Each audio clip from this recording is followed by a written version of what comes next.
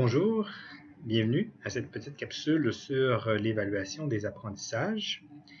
Capsule qui porte sur les évaluations traditionnelles. La deuxième capsule va suivre, elle va porter sur l'évaluation en situation authentique. Alors, nous allons voir le rôle de l'évaluation, les différentes catégories d'instruments d'évaluation, brièvement les opérations entourant l'évaluation des apprentissages et quelques techniques d'évaluation. D'abord, une question, pourquoi évalue-t-on? Alors, l'évaluation peut servir effectivement à vérifier si les étudiants ont appris, ce qu'ils comprennent, ce qu'ils ont réussi, ce qu'ils sont capables de faire. Elle peut servir donc à la fois pour donner de la rétroaction à l'étudiant sur la qualité de ses travaux, sur la qualité de ses réalisations, sur la justesse de ses compréhensions. Elle peut servir aussi pour, par exemple, arriver à une note. Donc, on va évaluer pour ensuite noter et sur la base de cette note, l'étudiant pourra recevoir les crédits associés à ce cours-ci pour éventuellement recevoir son diplôme et peut-être accéder à d'autres études ou d'autres choix sociaux qui lui sont offerts. La définition, donc l'évaluation est un processus de collecte d'informations sur ce que l'étudiant a compris, ce qu'il connaît, ce qu'il peut faire avec ses connaissances. L'évaluation est davantage efficace lorsque les résultats aident à améliorer les apprentissages futurs. Donc, on ne va pas uniquement faire de l'évaluation des apprentissages, mais il y a l'évaluation au service de l'apprentissage. La finalité, c'est de pouvoir prendre des décisions qui soient justes et équitables envers les étudiants.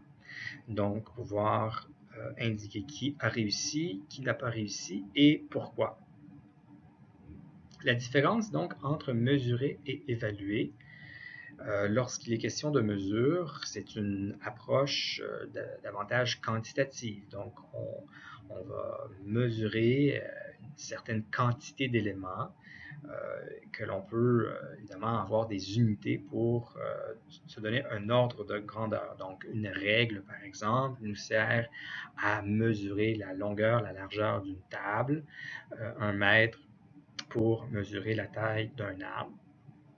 La température est mesurée à travers les unités de degrés de centigrade ou de Fahrenheit ou encore de Kelvin.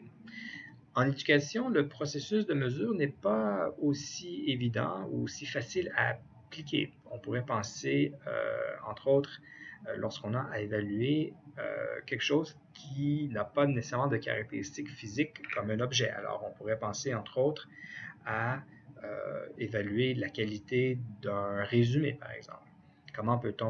Est-ce qu'on peut mesurer la qualité d'un résumé?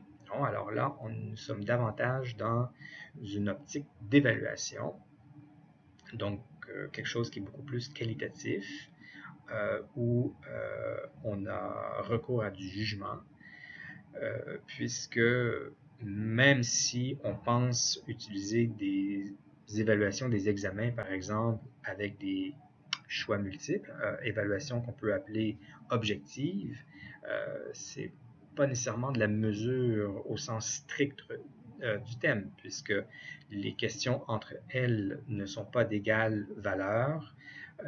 Une question peut être plus difficile qu'une autre. Donc, c'est probablement de la pseudo-mesure que l'on fait.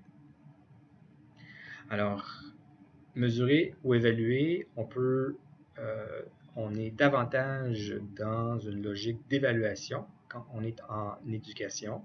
Donc, on peut juger la taille de cet arbre-là, dire que c'est un grand arbre, c'est un petit arbre, par rapport à une mesure qui nous donne exactement, en termes de centimètres ou de mètres, la hauteur d'un arbre. Évaluer et noter, alors une différence là aussi. Nous allons d'abord évaluer, c'est-à-dire porter un jugement fondé sur des critères explicites. Et ensuite, nous allons assigner une note, qu'elle soit numérique ou une lettre. Mais c'est à la suite de notre évaluation que l'on vient apposer une note, habituellement sélectionnée sur un rang, donc une pondération qui est définie d'avance par l'enseignant. Par cette diapositive, qu'est-ce que je veux illustrer? Donc, pourquoi est-ce que je dis que l'évaluation est la locomotive de l'apprentissage? Et ça va nous servir pour comprendre également la distinction entre l'évaluation plus traditionnelle et l'évaluation en situation authentique. Mais l'idée, c'est que la façon dont je vais évaluer mes étudiants va avoir un impact important sur comment ils vont s'y prendre pour apprendre, pour réaliser les travaux, par exemple. Alors, je vous donne cet exemple-ci. On peut penser qu'un de mes objectifs d'apprentissage, à la fin de la session, je voudrais que mes étudiants connaissent les principes et les caractéristiques de l'apprentissage actif. Cet objectif est en lien avec la compétence préparer des activités d'apprentissage adéquates. Alors, nous pourrions avoir la situation d'évaluation A, où je demande à mes étudiants une des questions dans l'examen, par exemple, quelles sont les deux principales conditions à respecter pour que l'apprentissage soit actif?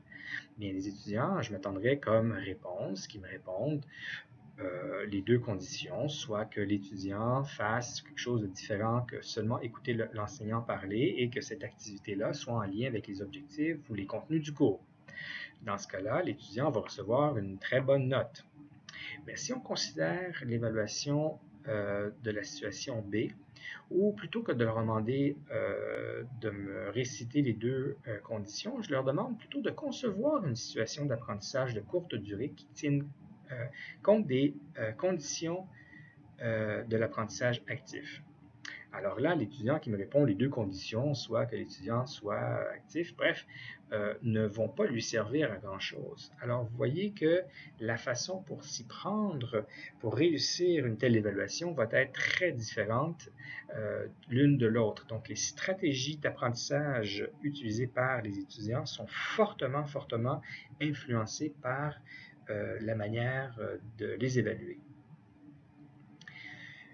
Une autre distinction également, on entend souvent l'évaluation formative, l'évaluation sommative, de quoi il est question. Donc l'évaluation formative, son but c'est l'amélioration de l'apprentissage. Il y a toujours un retour arrière possible, c'est-à-dire que les étudiants peuvent, après avoir remis quelque chose, une performance, un exercice, une activité, la revoir, l'améliorer, puisqu'ils auront reçu de la rétroaction. Et c'est vraiment le moyen privilégié de l'évaluation formative, c'est la rétroaction que reçoivent les étudiants.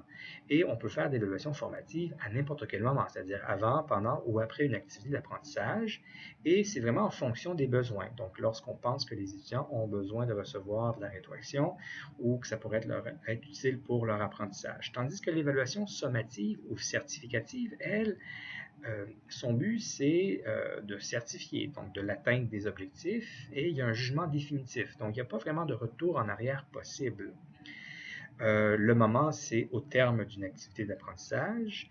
Le moyen les plus utilisés, c'est les examens, les travaux. Puis, ces périodes sont prédéterminées, c'est-à-dire on sait à quel moment il y aura un examen ou à quel moment on doit remettre un travail. Voici quelques catégories d'instruments d'évaluation les plus usuels. Disons, il y a les examens, les travaux et les exercices. Pour les examens, on retrouve les examens écrits et les examens oraux. Les examens oraux sont beaucoup moins fréquents au Québec. Les examens écrits, on peut avoir les corrections subjectives ou les corrections objectives, donc les choix de réponse, les vrais ou faux, les appariements, les phrases à compléter. Tandis que la correction subjective, il y a un développement, des réponses courtes, bref, l'étudiant n'a pas uniquement qu'à choisir une réponse, il doit l'élaborer. Les travaux, nous avons les travaux théoriques, les travaux pratiques. Vous avez là une liste d'exemples de travaux théoriques qu'on peut demander aux étudiants. La même chose pour les travaux pratiques, donc les projets, les séances de laboratoire, leur demander de préparer un exposé, un rapport de stage. Puis, les exercices, donc les devoirs, les exercices dirigés, font partie de cette troisième catégorie. J'ai donc essayé de placer, selon la taxonomie de Bloom, les différents niveaux, ces instruments-là, lesquels seraient les plus appropriés, hein, les plus pertinents en fonction des niveaux. Donc, on peut voir que pour les niveaux 1 et 2, bien, c'est davantage des examens écrits, à réponse courte, des choix de réponse, tandis que les niveaux 3, 4, 5 et 6, on va davantage aller avec les travaux, que ce soit les travaux théoriques ou les travaux pratiques, et les exercices sont mitoyens, donc entre les deux. Ça ne veut pas dire qu'on ne peut pas utiliser ces instruments-là pour les niveaux 1 et 2, ça veut juste dire qu'ils sont plus pertinents pour les niveaux supérieurs. Alors, ça nous guide nos choix. Alors, ici, c'est en fait le processus d'évaluation des apprentissages, un processus traditionnel lorsque nous avons à élaborer un examen. Donc, vous pourrez regarder le diaporama pour voir les détails. Je ne vais pas détailler ici chacune de ces étapes-là, mais peut-être insister un peu sur une ou deux étapes. Donc, l'idée, lorsque vous aurez à produire un examen, à écrire, concevoir un examen, assurez-vous qu'effectivement, vous fassiez le lien avec vos objectifs d'apprentissage. Et lorsque vous aurez à remettre les résultats aux étudiants, donc de leur communiquer les résultats, qui est l'étape 6, de le faire le plus rapidement possible, donc pour que les étudiants aient fraîchement en mémoire ce qu'ils ont répondu à l'examen et pour pouvoir savoir là où ils se sont trompés. Vous aurez également l'étape 7 qui est c'est-à-dire à l'étape 5 où vous analysez les résultats. Si jamais vous constatez qu'une question a été mal réussie par une grande majorité de vos étudiants, vous allez devoir vous poser la question, pourquoi? Qu'est-ce qu'en est la cause? Et si vous arrivez à la conclusion que c'est la faute peut-être de l'instrument lui-même, donc la question qui était soit qui manquait de clarté ou qui pouvait être interprétée de différentes façons, ou que vous avez peut-être oublié de parler de ces concepts-là, vous n'avez pas traité de ces thèmes-là au cours, bien vous allez peut-être arriver à la conclusion de devoir revoir la pondération liée à ces questions-là ou carrément les éliminer.